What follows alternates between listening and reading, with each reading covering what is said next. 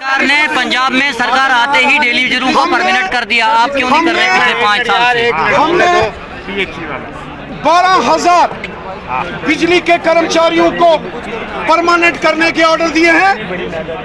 हमने 35,000 village defence committee के मेंबरों के मामला हल किए हैं। हमने SRO 202 खत्म करके यहाँ के सरकारी मुलाजमों को उनके हक दिए हैं। हमने रियासत जम्मू कश्मीर में SSA और रमसा के तहत जो टीचर्स भर्ती हुए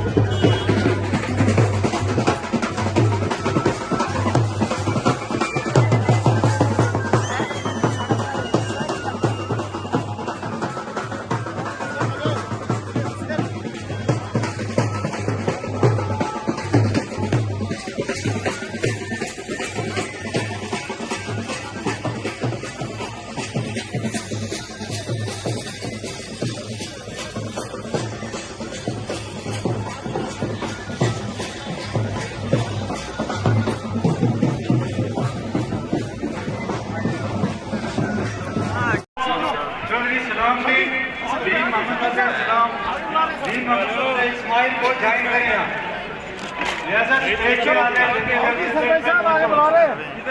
इधर पीछे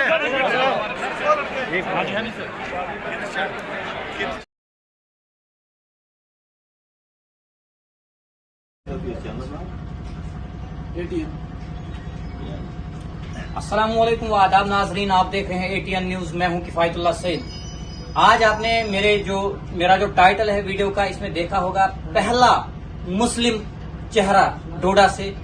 दरबार होटल का जो मालिक है, ऑनर है, उसने ज्वाइन किया। पहली बार कोई मुस्लिम डोडा से जो बीजेपी को ज्वाइन किया हुआ है वो है कौसर अहमद नाटनो साहब। आज हम उनके साथ खुसूसी बातचीत करेंगे। उनको क्या जरूरत पड़ी, एक ओहदा था इनके पास, ये एक ग्राउंड लेवल के वर्कर थे, VLW का काम करते थे, ये ब्लॉक लेवल पर काम करते थे। इनके साथ आज मैं खुसूसी बात करूंगा, इनको क्या जरूरत पड़ी, अपनी नौकरी को दाव पे लगाया, कुर्बान किया और इन्होंने सियासत में कदम रखा। तो मेरे साथ इस वक्त है कौसर नाटनो साहब, दरबार के मालिक हैं। ये डोडा दरबार काफी फेमस होटल है। इन्हीं के साथ मैं बात करूंगा, इनको क्या जरूरत पड़ी, अपनी नौकरी को कुर्बान किया और इस प्लेटफॉर्म पर आया, बीजेपी को ज्वाइन किया इन्होंने। कौसर साहब, पहले तो मैं आपको मुबारकबाद देता हूं कि आपने एक पार्टी को ज्वाइन किया।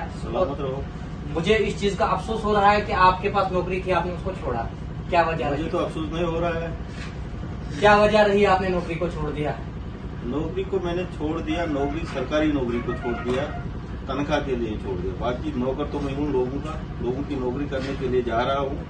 पहले मैं एक महदूद महकमे में था, सबों का मैं काम नहीं कर सकता था, इसलिए मैंने नौकरी छोड़ दी। मैं आजाद होकर सब गरीबों का काम करता हूँ। कौसर साहब, आप ऐसे लेवल पर थे, एक पंचायत सेक्रेटरी जो होता है वो हर गरीब की फरियाद सुनता है। अक्सर सुर्खियों में रहा कि कौसर नाटनो जो है बहुत ही ईमानदारी से काम कर रहा है, गरीबों के साथ अच्छी तरह से पेश आता है। तो फिर वहां से वहां पर तो ज्यादा काम कर सकते थे आप। नहीं, ज्यादा नहीं कर सकता था। वहाँ एक कानून थी, एक गाइडलाइन के अंदर था, गाइडलाइनों के अंदर बांधा हुआ था। मैं जितने उधर गरीब है, जितना मैं उनको करना चाहता था उनके लिए, गरीबों के लिए, उतने में उस डिपार्टमेंट में रह के नहीं कर सकता था। इसलिए मैंने नौकरी छोड़ दी कि मैं कुछ न कुछ कर पाऊंगा गरीबों के लिए। गौहर साहब, जानना चाहूंगा, एक तरफ से बीजेपी की जो पार्टी है, जिस पार्टी को आपने चुना, जो आपके पास मफलर भी लगा हुआ है बीजेपी का, एक तरफ से इसको हिंदू और मुसलमान में बांटा जा रहा है, दूसरी तरफ से डोडा की एक शख्सियत, बड़ी शख्सियत बीजेपी को ज्वाइन करती है। तो ये किस तरह का मैसेज आप लोगों को दे रहे हैं? एक तरफ से हिंदू मुसलमान कश्मीर फाइल नाम की फिल्म बनाई जाती, दूसरी तरफ से एक जो बड़ा फेस डोडा का है वो बीजेपी को ज्वाइन करता है। क्या आपको इसमें लगा कुछ ऐसा कि अट्रैक्टिव आपने बीजेपी ज्वाइन की? इसमें क्या है, इधर से दिल्ली तक तो बीजेपी ही है। अगर इधर से हमारी कानपुर से दूसरा भी कोई, या हमारे डिस्ट्रिक्ट से दूसरा भी, कांग्रेस हो, नेशनल कॉन्फ्रेंस हो, कुछ भी हो, आइन तो एक ही है। मुसलमान हो, हिंदू हो, सिख हो, ईसाई हो, कुछ भी है, हर एक ने एक ही आइन के अंदर जाना है। इसमें हिंदू है ही नहीं कुछ पार्टी में। पार्टी अब कांग्रेस के साथ जाओ, बीजेपी के साथ जाओ, नेशनल कॉन्फ्रेंस के साथ जाओ, ये तो सेम है, एक ही आइन है। मुसलमान हो, हिंदू हो, सिख हो, सबों ने तो एक ही जगह जाना है, एक ही आइन के तहत चलना है। पिछले 3 साल से खबर आ रही थी कौसर नटनू जो है वो इलेक्शन शायद लड़ेंगे, कभी आजाद उम्मीदवार का जो है परचम लहराएंगे, कभी कांग्रेस के साथ जाएंगे। बहुत सारी खबरें ऐसी भी आई कि बहुत सारी पार्टियों ने जो है ऑफर आपको किया, तो वो थोड़ा सा बताएंगे आप? ऑफर तो सभी पार्टियों ने किया, मगर मुझे लगा जो मजबूत पार्टी है वो तो बीजेपी ही है इस वक्त। बीजेपी, इसमें से हिंदू मुसलमान इन्होंने हमें ने तो कुछ नहीं देखा। जो भी पीछे से मोदी साहब भेज रहा है सबको मिल रहा है। उधर खाली हिंदू के लिए तो आ नहीं रहा है, जो भी आ रहा है मुसलमान के लिए भी आ रहा है। उन्होंने राशन भेजा तो सबको मिला, 2-2 हजार भेजे तो सब घरों को मिले। सब एयरपोर्टों में एक ही बार होते हैं, न उधर हिंदू पहले आता था न मुसलमान पहले, बराबर एक ही बार आते हैं, एक ही टाइम पे आते हैं। इसमें तो कुछ फर्क है ही नहीं। मोदी साहब ने कुछ फर्क रखी ही नहीं है हिंदू मुसलमान में। एक चीज मुझे आज देखने को जरूर मैं आपसे शेयर करना चाहूंगा। एक चीज मुझे एक एक्स्ट्रा मिली। पिछली बार जब कुछ 1-2 महीने पहले भाजपा की तरफ से एक जलसा किया गया था डोडा के मेन बस स्टैंड पर, जिसके पर हमने भी कवरेज दी थी, तो लगभग 2-3 हजार लोग मुझे देखने को मिले थे। आज कुछ बहुत ज्यादा लोग आए थे। ज्यादातर फोकस मैं अगर करूंगा, बताना चाहूंगा, गाँव से लोग आए थे। इसका क्या रीजन है गाँव से? और एक चीज और यहाँ पर जरूरी है, मुसलमान बीजेपी के जलसे में नहीं जाते थे, आज क्यों बीजेपी के जलसे में मुसलमान आए? क्या आपने उनको मजबूर कर दिया बीजेपी के जलसे में आने के लिए? नहीं, मैंने लोगों को मजबूर नहीं किया। लोगों ने मेरी नेचर देखी है, लोगों ने मुझे पहचाना है पहले से ही। लोगों को पूरा विश्वास है मुझ पर कि ये कहीं गलत पार्टी में नहीं जाएगा। नहीं, कहने का जो मेरा मतलब है, मजबूर करने का मतलब है कि क्या आप बीजेपी में गए, वो मजबूर हो गए बीजेपी में जाने के लिए? नहीं, मजबूर नहीं हो गए। उनका जमीर जाग गया कि जब मैं ठीक हूँ मेरे साथ लोग भी आ गए। क्या लगता है आपको आने वाले टाइम में जो लहर है, एक टाइम था मोदी की लहर आई थी 2014 में, क्या 2022 में भी ये लहर बरकरार रहेगी? बिल्कुल, इंशाल्लाह रहेगी। अगर आप कल को आपको मैंडेट डोडा से दिया जाता है, तो आप इलेक्शन जीत जाते हैं, तो आप सबसे पहला काम जो होगा क्या करेंगे आप? इंशाल्लाह सबसे पहला काम जो मेरा होगा, मैं तालीम पर ही फोकस करूंगा सबसे पहले, क्योंकि हमारी देहातों की भी नहीं, शहर की भी तालीम का जो अदारा है वो बहुत पीछे है। पहले सबसे पहले मैं इसको कोशिश करूंगा आगे लाने की। कौसर साहब, आपसे एक चीज और शेयर करना चाहूंगा। जैसे कि यहाँ पर गरीब आवाम बहुत ज्यादा रहती है, यहाँ पर अगर बिजली सबसे ज्यादा पैदावार है तो वो चिनाब वैली से है। अगर केजरीवाल सरकार पंजाब में सरकार बनाकर वहाँ पर फ्री बिजली, फ्री पानी का ऐलान कर सकती है, क्या मुझ पर भरोसा करें? इंशाल्लाह मैं लोगों के लिए, लोगों की बेहतरी के लिए उठाऊंगा। अक्सर लोगों का ये कहना है कि हमने, अगर हम वोट देंगे तो वो हम कौसर साहब नटनू को देंगे। इसका क्या वजह है? इसकी क्या खास बात है? लोग मुझे पहचानते थे। मेरे फादर साहब ने भी लोगों के लिए बहुत कुछ किया है। उन्होंने लोगों के लिए, आप देखते हो, आप भी हमारे इलाके के रहने वाले हो, बहुत कुछ लोगों के लिए किया है। जो मुझसे हो सका मैंने भी किया, इसलिए मैंने लोगों के लिए ही रिजाइन भी दिया है। इंशाल्लाह लोगों के लिए मैं खड़ा हूँ, रात हो या दिन हो।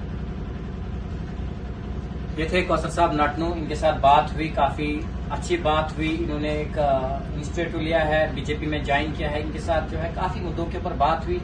इसी तरह से जितने भी यहाँ पर कैंडिडेट है, वो सिर्फ पैसे के हवस में, मैंने अक्सर बातें मैंने सुनी है कि आज टिकटें जो है करोड़ों में बांटी जा रही है। वैसा नहीं होना चाहिए। हमें उस किस्म का कैंडिडेट चाहिए जो कल को आने वाले टाइम पर हमारी जो परेशानियां, हमारी जो समस्या, उसको वो संभाल सके, न कि अपने लिए वो पैसा देकर सीट खरीदे, फिर आने वाले टाइम में जो है लोगों का बेड़ा गर्क कर सके।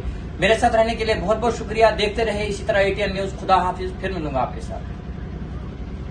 देख भी रहे थे वो कि नहीं, कर मतलब जैसे मर्जी है वैसे चल रहे हैं। एक महल में, मैं महल की बात करूंगा, महल में जैसे चल रहे हैं तो उनको कोई रुकावट नहीं है। इसका क्या कारण है? एक दिन था डोडा के लोगों, गांव के लोगों को अपनी सीढ़ी पर आने नहीं देते थे। आज गांव के लोग जो हाथे का राज कर रहे हैं। उस वक्त इल्म नहीं था लोगों के पास, उतना पढ़ाई नहीं थी। अब थोड़ी थोड़ी अवेयरनेस हो रही है। और मैं भी एक गांव का ही हूँ, सिटी में बैठ गया हूँ। आधी उम्र गांव में काटी है, आधी सिटी में काटी है। इसमें कोई नहीं है। इंशाल्लाह मेरा जो मकसद है, पहले सिटी उसके बाद गांव।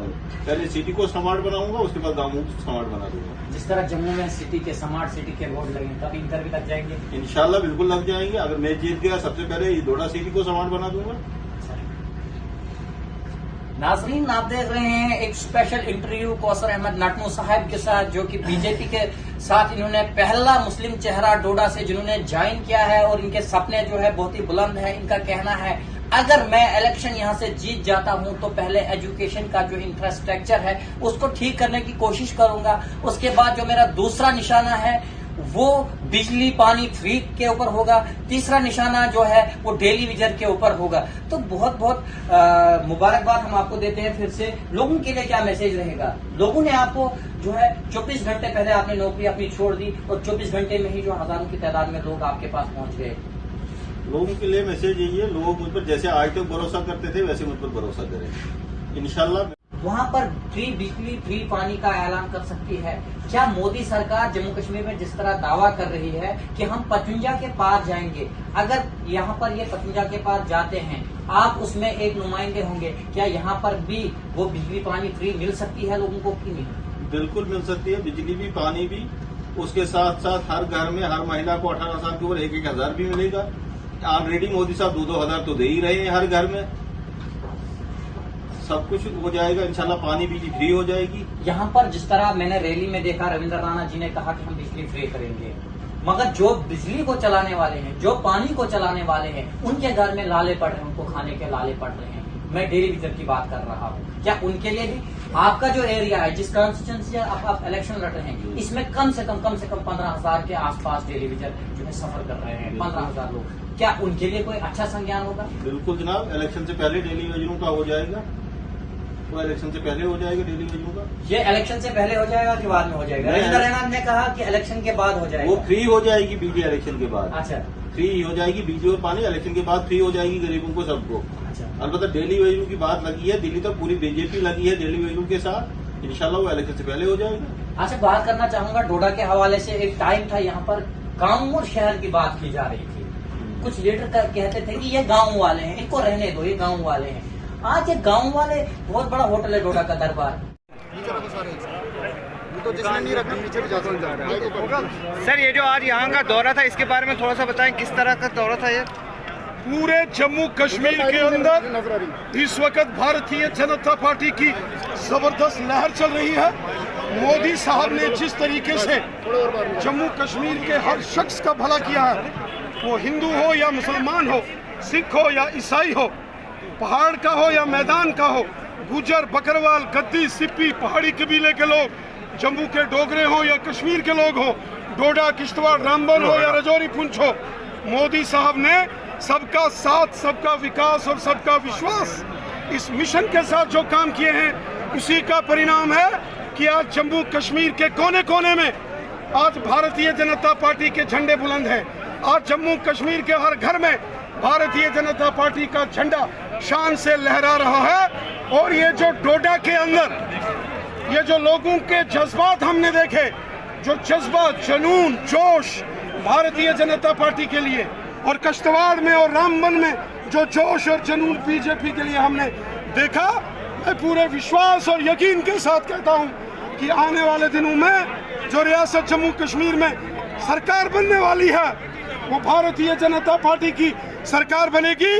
जम्मू कश्मीर का अगला chief minister Bharatiya Janata party का बनने वाला। राणा साहब ये बताना कि जिस तरीके से जो है केजरीवाल सर ने वो एक सीएम है और वो जो है बिजली जो है फ्री में दे रहे और हमारा जम्मू कश्मीर जो है बिजली केजरीवाल ने चुनाव वैली जो है बिजली जनरेट करती है, लेकिन आप आवाज उठाते रहे यहाँ के लोग, लेकिन यहाँ पर बिजली अभी तक नहीं मिली। देखिए, आज तक यहाँ नेशनल कॉन्फ्रेंस कांग्रेस और पीडीपी की हुकूमतें रही। एनसी हो, कांग्रेस हो या पीडीपी हो, इन्होंने हमेशा गरीबों का खून चूसा, इन्होंने लूट खसूट की।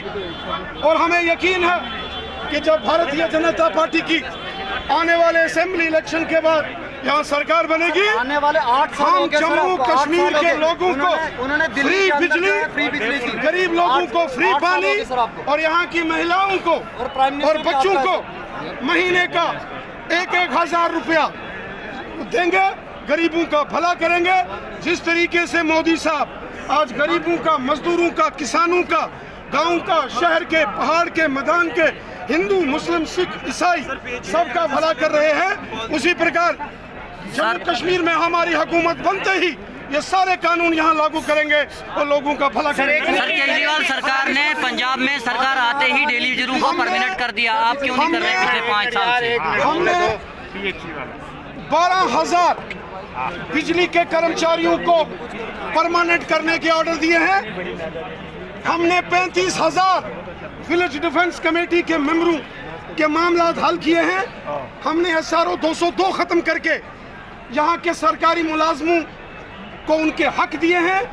हमने रियासत जम्मू कश्मीर में SSA और रमसा के तहत जो टीचर्स भर्ती हुए थे उनके साथ इंसाफ किया है। अगली बारी जो बाकी के डेली वेजर्स हैं, जैसे PHE के, R&B के, रूरल डेवलपमेंट के, 28 डिपार्टमेंटों के जो डेली वेजर्स हैं, हम फेज मैनर में उन सबको भी पक्का करेंगे, हम सबका भला करेंगे। ये जो लूट खसूट नेशनल कॉन्फ्रेंस कांग्रेस और पीडीपी ने मचाई थी, वो दौर खत्म हो गया है। आने वाला दौर भारतीय जनता पार्टी का है। जम्मू कश्मीर की अगली हुकूमत बीजेपी की बनने वाली है और बीजेपी की हुकूमत बनते ही ये तमाम फैसले पहली कैबिनेट मीटिंग 370 के बाद 42% एम्प्लॉय